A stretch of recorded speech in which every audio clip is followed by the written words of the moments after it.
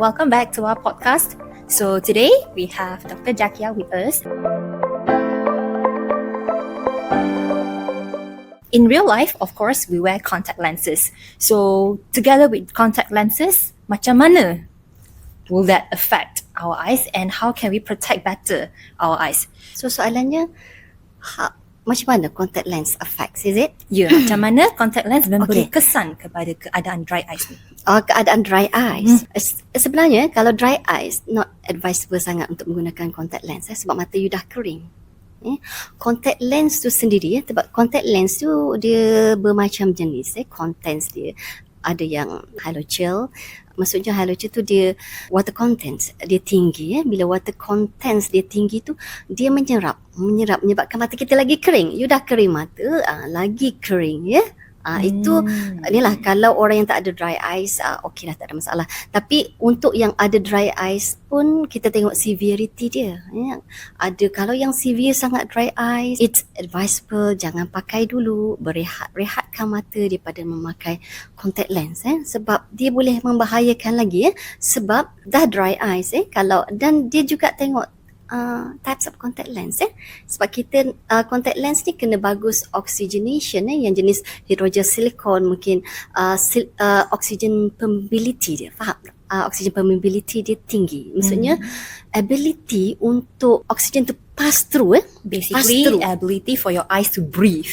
Yes, basically macam tu lah, maksudnya oxygen tu boleh pass through the contact lens to the cornea, sebab cornea kita ni tak ada vessel, dia clear kan, dia memerlukan oxygen surrounding dia, so kalau tak cukup lagi mengeringkan cornea ataupun menyebabkan disease dekat cornea tu lah, itu yang kita tak mahu. Contact lens tu sendiri dia boleh menyebabkan dry eyes kat mata kita kalau lama, especially ni orang yang lama memakai contact lens Tapi kan in market kita ada daily lens, monthly lens, 3 monthly lens. Apakah beza? Beza ni sebenarnya dia berbeza mengikut keperluan. Ada pesakit yang memerlukan daily disposable, dipanggil daily disposable, maksudnya sekali pakai, you buang. Kalau orang yang tak ada apa-apa masalah pun boleh pakai yang ni sebab dia nak hygienic. Dia tak nak dia tak nak pakai semula benda tu. Tapi dia costly lah. Dia nak pakai hari ni, lepas pakai petang nanti, okay dia nak buang dah. The next morning dia pakai yang lain pula, the new one. Tak ada hassle untuk mencuci contact lens tu semualah. Tak ada hassle. Dia ikut kemampuan kita. Sebenarnya tak ada masalah, siapa pun boleh pakai tu. Sama ada you pilih je. Usually kalau you pergi ke kedai cermin mata, optometrist boleh advise you. You boleh pakai yang mana, you sesuai pakai yang mana. Kalau monthly tu pula pakai lens yang sama, lepas tu you masukkan dalam casing, lepas tu pakai kan, you boleh guna lagi the next morning. Tapi you kena betul-betul hygienic, betul-betul cara penyimpanan, cara pemakaian. Kalau tidak dia risiko lah. Penggunaan contact lens memang macam tu. Kalau orang yang just tak kisah je kan, pakai cermin mata daripada pakai contact lens.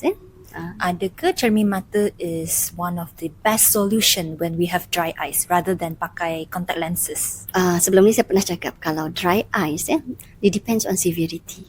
Kalau you dry eyes sikit-sikit, you boleh pakai contact lens, tapi advisable mungkin pakai yang daily disposable. Kan daily disposable untuk mengurang, sebab kita dah pakai ni lagi mengincreasekan dry eyes dekat mata kita. Ataupun kalau yang sangat severe dry eyes, ada patient yang sangat severe dry eyes tahu, sampai dia nak berkelip pun rasa sakit. It's very severe dry eyes, you tak boleh pakai contact lens.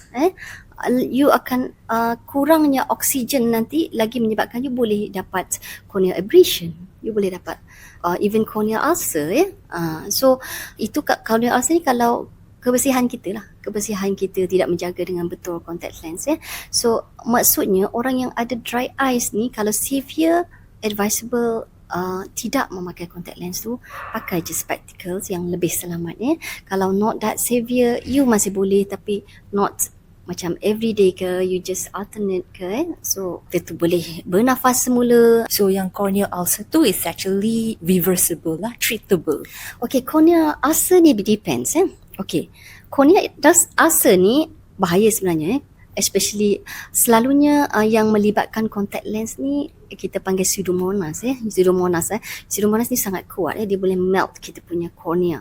Kalau kita terkena tu, even kita boleh blind kalau kena tu, sebab cornea tu dia melting, dia rosak teruk. Memerlukan ada pesakit yang memerlukan penukaran kornea disebabkan sakit ni. Tapi ada juga yang tidak terlalu teruk. Ada banyak kes yang kita tengok juga disebabkan contact lens. Ada yang mana yang tidak teruk sangat, bukannya boleh reversible, tapi dia akan end up with scar. Scarring. Dia akan, sebab kornea ni dia tak ada vessel. So at the end dia sembuh tu, dia akan tinggalkan parut dekat mata kita. Itu akan menjadikan mata kita lagi tak nampak lah, lagi kurang nampak, glaring semua tu. Itu efek lah kalau kita tak menjaga contact lens ni dengan betul. Hey, thanks for listening. Don't miss our next episode. Follow Mawar Podcast for more health insights. See you soon.